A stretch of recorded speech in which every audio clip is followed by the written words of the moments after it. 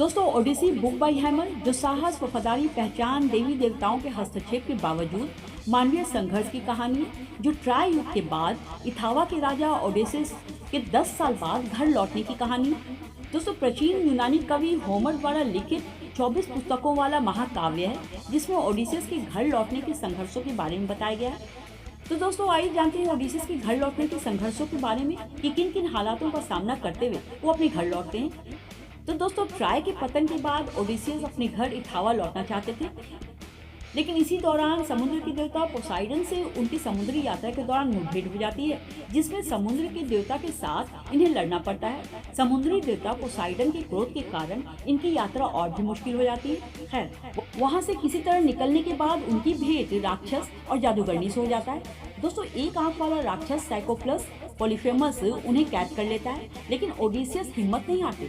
वहां भी बहादुरी के साथ लड़ते हुए उसकी आंखों में सीख घोंपकर उसे अंधा करके निकलने की कोशिश करते हैं, लेकिन फिर उसे जादूगरनी कैलिप्सो के आइलैंड पर 7 साल तक कैद कर दिया जाता है, जहां उनकी जिंदगी के 7 साल यूं ही बर्बाद हो जाते हैं। और उधर इथावा में यानी कि ओडिसियस के महल पर कई घमंडी प्रेमी कब्जा कर लेते हैं और ओडिसियस की पत्नी पेनेलोप से शादी भी करना चाहते हैं और उसकी सारी संपत्ति को तहस नहस करने में लग जाते हैं। दोस्तों ओडिसियस का बेटा अपनी मां को बचाने और पिता की खोज करने के लिए निकलने से पहले वो अपनी रक्षक देवी एथीना की मदद से ताकतवर बनता है और फिर पिता की खोज में निकल जाता है।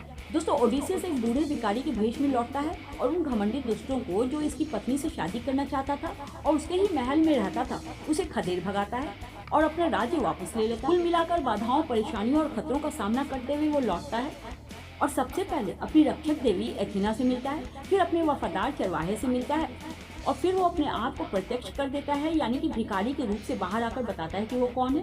दोस्तों ये रचना लगभग 725 से 675 बीसी के बीच रची गई थी। दोस्तों ओडिसी एक आम आदमी की कहानी है और एक प्रेम विश्वास और दृढ़ संकल्प पर आधारित कहानी है। दोस्तों ये कहानी अपने घर परिवार को छोड़कर 10 साल बाद किन किन बुरी परिस्थितियों का सामना करते हुए अपने घर वापसी की कहानी है और इधर घर पर पत्नी और बेटा जो अपने पिता के लौटने की आशिक हो चुके थे। दोस्तों ये कहानी एक ऐसी प्रेम गाथा है जो रोमांच, लालच, प्रलोभन, अच्छाई बुराई के बीच संघर्ष और कठिन परिश्रम से प्राप्त विजय की कहानी। वैसे दोस्तों आपको बता दें कि आलोचक ओडिसी को अब तक की सबसे महान कहानियों में से एक मानती है। तो दोस्तों ये थी ओडिसियस की कहानी के बारे में जो आगामी साल 2026 में जुलाई में आने वाली है। तो दोस्तों छोटी सी जानकारी अच्छी लगी हो तो लाइक सब्सक्राइब कर लेना।